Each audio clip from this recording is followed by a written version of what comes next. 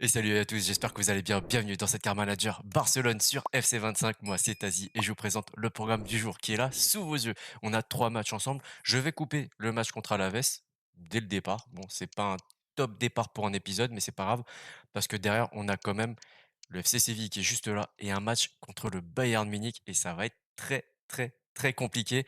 Mais bon, on va les faire tranquillement, sachant que derrière, on a le Real Madrid qui se présente très rapidement aussi, mais ça sera pour l'épisode suivant. J'ai reçu un petit message d'Inigo Martinez qui est en fin de contrat et il se pose des questions. Est-ce qu'on est prêt à le prolonger? En soi, on a assez de défenseurs centraux, pour finir la saison. Est-ce que vraiment on prend le «risque» entre guillemets de prolonger Inigo Martinez ou est-ce qu'on le vend à l'hiver? Là, tout de suite, j'aurais tendance à dire peut-être une vente cet hiver et voir comment ça se passe avec les 4 autres défenseurs centraux. Logiquement, ça devrait le faire, hein. Christensen, Araujo, on a aussi, Cubarsí et comme je viens de vous le montrer, Eric Garcia. Est-ce qu'on a vraiment besoin de recruter? Bah, dites-moi ça dans l'espace commentaire et en même temps, tiens, j'en profite, parlant des commentaires, n'hésitez pas à mettre juste pour référencement, histoire qu'on puisse, gonfler un petit peu la communauté et que ça crée des échanges dans l'espace commentaire, ça peut être toujours une bonne chose. On a aussi reçu un message de l'équipe de France. Il nous propose le poste de sélectionneur de l'équipe de France et je vais refuser.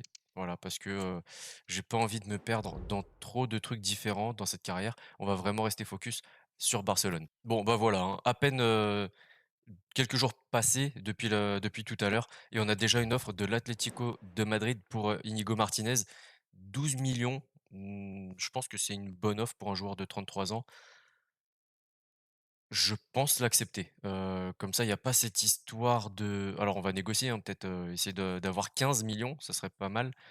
Après, ouais, je me dis c'est une bonne possibilité. Le problème, c'est que ça renforce un adversaire direct pour le titre en Liga, mais bah, je compte pas tellement sur lui à vrai dire, puisqu'on a Cubarsí que j'ai vraiment envie de voir de plus en plus et Christensen, Araujo et Eric Garcia. Heu, je pense qu'on va commencer avec des négociations. On va essayer, 15 000 000, histoire de, bah, quand même gagner un petit peu de sous, renflouer les caisses dans cette carrière, parce que vraiment on a tout dilapidé et allez, on va proposer un nouveau montant, 15 000 000. Je pense que c'est assez raisonnable. Alors c'est marrant parce que les chiffres s'effacent quand je suis dessus. OK. On va soumettre 15 000 000. Ils sont sur du 12,8. On va essayer 14, 14,5. Ça me paraît plus probable, ouais. Non, là, ils sont vraiment sur du 12,8 point barre. Parce que là, je sais pas si vous voyez, vous apercevez derrière moi, alors non, de ce côté-là, là, la jauge, elle est vraiment encore une proposition qui foire et c'est au revoir. Donc, on va accepter leur offre à 12,8 millions. Et comme ça, Martinez ira du côté de l'Atlético de Madrid à l'hiver. Comme ça, bah, pas d'histoire du coup de, de, de prolongation de contrat, etc. Et ce sera un peu d'argent pour cet hiver, ça sera toujours ça de prix. Allez, on va regarder la compo d'Alaves, compo probable, hein, avec un 4-2-3-1 étiré. Ils sont 12e, c'est juste là. Pas un adversaire qui me fait plus peur que ça, mais bon, on l'a vu, on peut être très vite surpris. Donc, on va quand même faire attention. Je vais me préparer avec notre compo et je vous retrouve juste après. Allez, on est parti avec cette compo complètement remaniée avec Peña dans les buts, Garcia, Cubarsí en charnière centrale, Fort et Martin de chaque côté, Casado, Fermin et Touré en 10 et devant Fati, Lewandowski et le fameux Ferran Torres. Sur le banc, Victor avec Yamal, Rafinha, Olmo, De Jong, Gavi, Martinez, Araujo et Ter Stegen. Repos pour Balde, Christensen, Pedri, Koundé, Bernal, Astralaga, Lopez, Gyökeres. On est parti pour ce match. Je vous retrouve juste après avec les notes, les stats et les buts.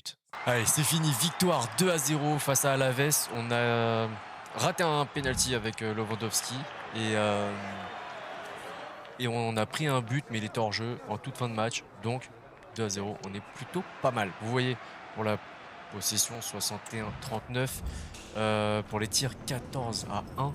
Donc vraiment, on n'a pas été plus en danger que ça. Donc en même temps, tant mieux pour vous, hein, si vous n'avez pas eu à subir ce genre de match. Pour les notes, Lewandowski, un but et une passe D, 10 sur 10. normal, homme du match. Ferran Torres, buteur avec un 9,3. Eric Garcia fait un bon match, tout comme Casado. Vraiment, ils ont bien tenu la défense.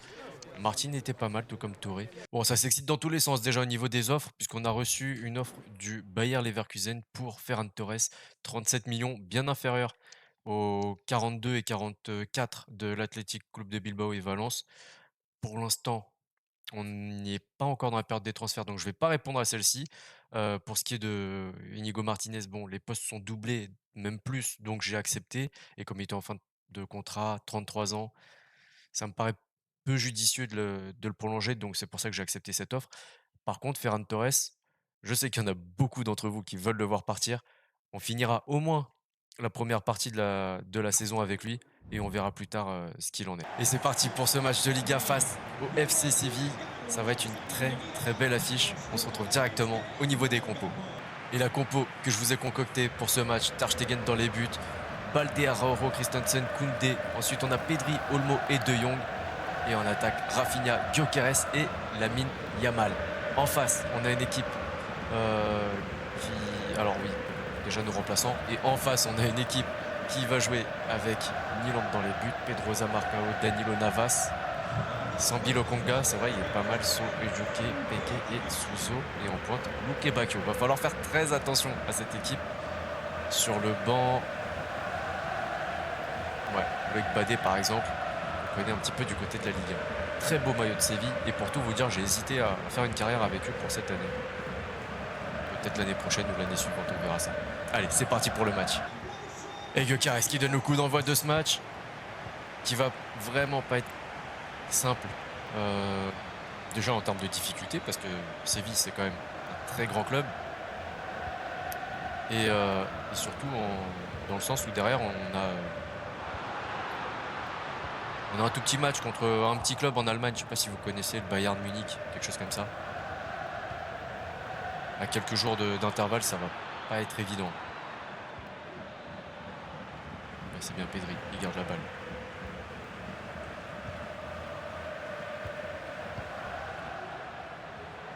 Allez, il faut envoyer là-bas.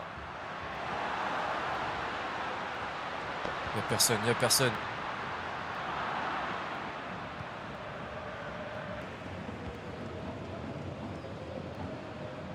Oui, ça c'est pas mal ça. Ça c'est pas mal du tout. Victor Gyökeres qui ouvre le score à la 21e minute. Très très bien servi par Lamine Yamal. Par contre, je veux bien que de l'autre côté, voilà, ils mettent le but aussi à l'affiche. Ça serait pas mal. Ouais, parfaitement servi. Et en même temps, il élimine aussi deux adversaires. Danilo et Marcao. Très belle reprise.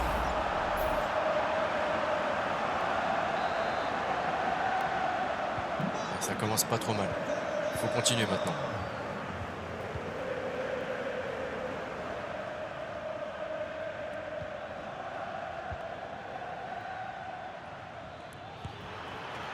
Ok, réaction immédiate de Séville. Peut-être falloir penser à poser un petit peu le jeu. Parce que là, ça va partir dans tous les sens. Il faut qu'on garde le contrôle de ce match quand même. Non, hors-jeu, hors-jeu, hors-jeu.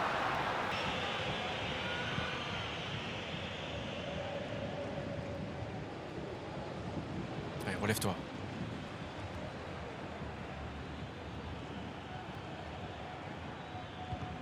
Bien vu. Ah, c'est casse-pipe. Là, on l'a envoyé casse-pipe, là, Victor Gyökeres. Allez, c'est la mi-temps. 1-0 pour l'instant. Le match passe pas trop mal. Dans la mesure où on a marqué un but, mais la possession aussi, c'est pas dégueu. 64-36, 2 tirs seulement. Bon, va falloir quand même faire un petit peu mieux si on veut pas voir Séville revenir.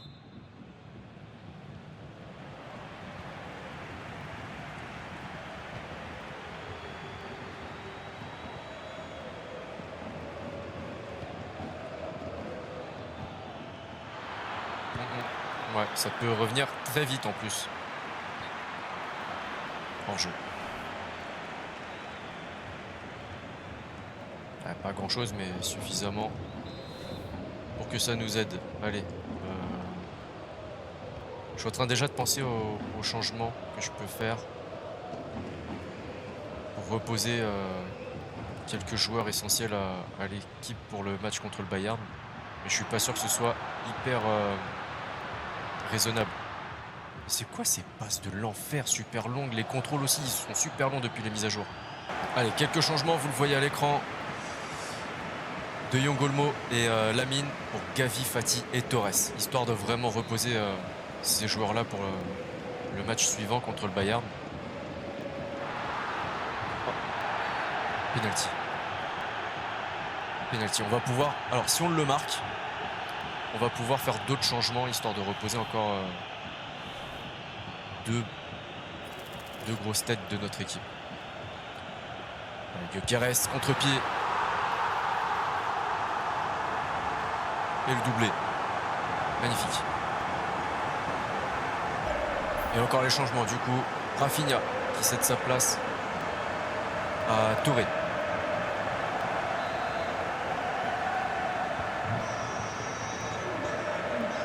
Et on a repositionné Fati en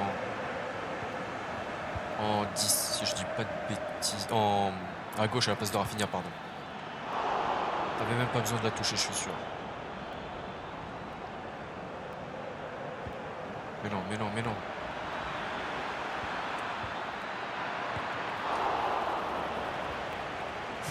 Oh, c'est catastrophique là, ce qui vient de se passer. Oh, faute. Faute ou hors-jeu? Hors-jeu. Ça se joue à vraiment pas grand-chose. Hein. On peut rentrer dans une phase de gestion.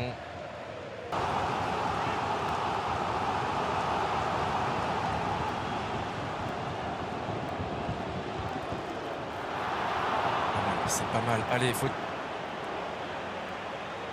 La frappe antenne de Gavi, c'est capté par Nyland directement. Et je pense qu'on va se diriger vers une fin de match. Allez, 2-0. Résultat de ce match plutôt intéressant. Un peu compliqué, hein, on va pas se le cacher. Heureusement qu'il y a eu le penalty pour creuser l'écart.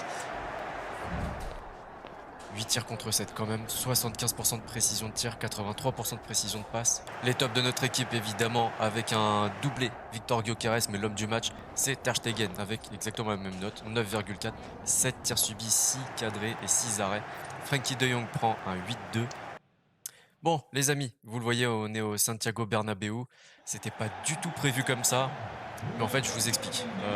J'ai dû taper sur le clavier quelque chose, je sais pas. Et le logiciel d'enregistrement s'est mis sur pause. Du coup, vous n'avez pas le match contre le Bayern. On a fait un partout. Alphonso Davies est lui homme du match, c'est le buteur. Il a mis Koundé dans sa poche tout le long du match. Et on a égalisé sur penalty avec Lewandowski à la 12e minute. Ils ont marqué à la 4e. Et après, ça a été un match très très équilibré. Mais du coup, ça nous fait que 3 points, 3 matchs nuls en 3 matchs de Ligue des Champions. Je vous présenterai la suite du calendrier en Ligue des Champions. Mais là, du coup, pour compenser ce match manquant, j'ai décidé de vous faire le match contre le Real maintenant. Et par contre, ouais, gros problème, c'est qu'on a énormément de joueurs très fatigués. On a dû changer la charnière centrale. Araujo et Christensen ne sont pas sur le terrain, c'est Eric Garcia et Koubarsi. On a Yamal qui est sur le banc, c'est Ferran Torres qui a pris la place. Olmo aussi est sur le banc, très fatigué. Et c'est Fati qui a pris la place aussi. Donc ouais, compliqué. Pour l'instant, très très classique. Salah au Real, c'est vrai, on l'avait vu à l'intersaison. Et sur le banc, Rodrigo Hendrick. Ouais. Très très grosse équipe, je suppose qu'ils sont plus en forme que nous. Voilà les changements que je vous avais dit. Baldé, pareil, fatigué, Koundé un petit peu aussi. Mais je préfère garder même s'ils sont fatigués, je préfère garder un noyau à peu près consistant pour essayer de contrôler ce match au maximum. Parce que là, il y a quand même la première place en jeu en Liga. Donc on ne peut pas se foirer. Allez, c'est parti avec Mbappé qui donne le coup d'envoi.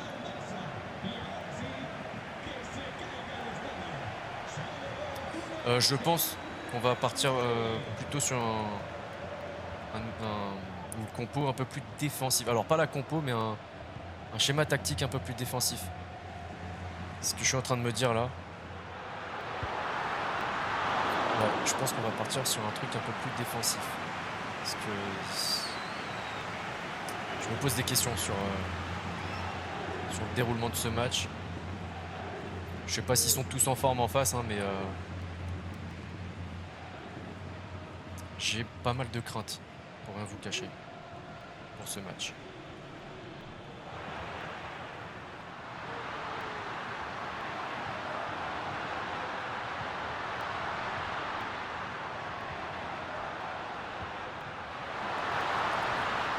Oh là là, cette intervention, 27e quasiment, et on subit.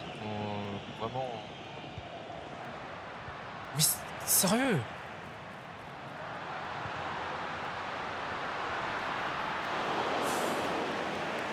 Ça va être très long. Très très compliqué.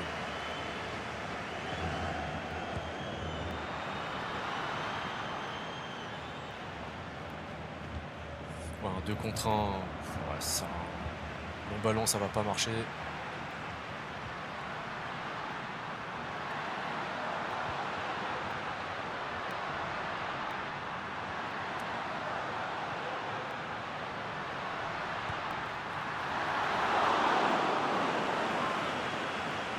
Ça va être ça tout le match, hein, j'ai l'impression.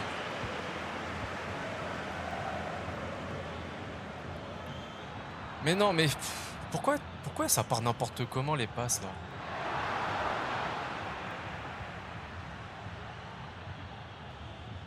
Koundé, il est déjà fatigué. Ça passe pas non plus.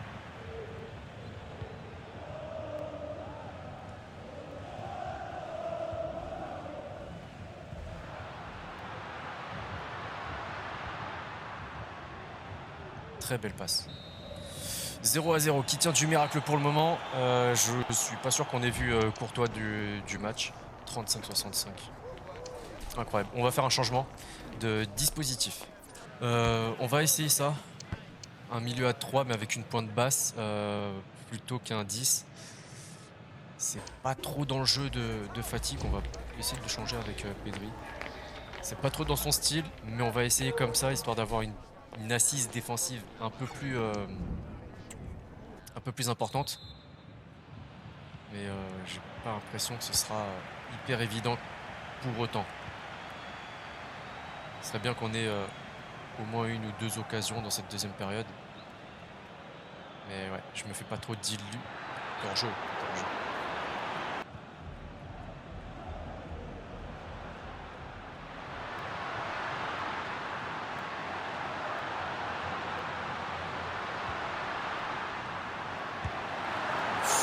Quel arrêt de Ter Stegen, incroyable. Et on va peut-être faire rentrer aussi. Alors Olmo, mais c'est pareil, c'est un peu contre nature parce qu'il est vraiment numéro 10. Donc qu'on le fasse jouer 8, je suis pas sûr que ce soit hyper intéressant. Mais pourquoi pas? De toute façon, on n'a pas trop de solutions à part ça.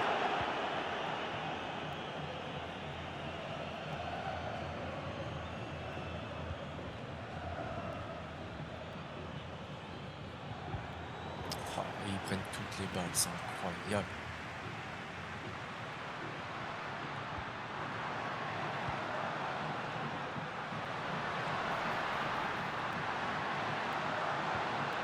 Le jeu Kobarsi.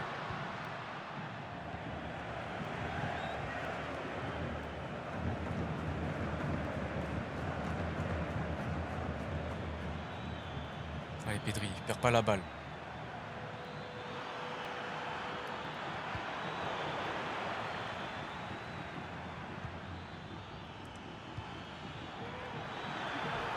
Ouais, bah voilà. Ça aurait été le tir du match. On va faire rentrer Lamine et Olmo. Quoique Fermine, ouais non, Olmo. Ouais, on va faire ça comme ça et peut-être Gavi. On est obligé de bricoler de toute façon. On est obligé de bricoler avec ce qu'on a face à une excellente équipe du Real.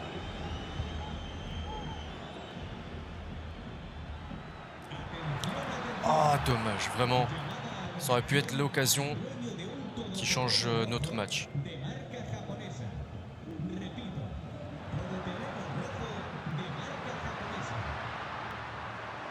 Et plus on avance, plus je me dis vraiment le point du nul, il serait fantastique.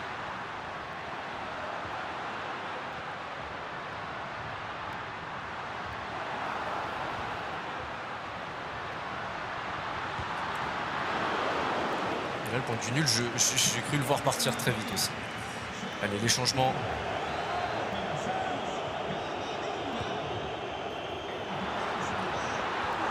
Mais non! Tchouaméni.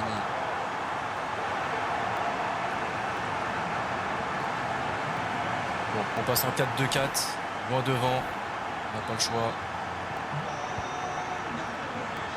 De toute façon, tu perds d'un à 0 ou plus, tu perds. Donc comme ça.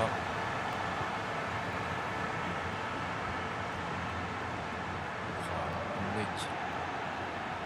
C'est pas des tacles qu'il fait, c'est des apostrophes. Il englobe tout le corps carrément. Oh, sérieux, il chope tous les ballons.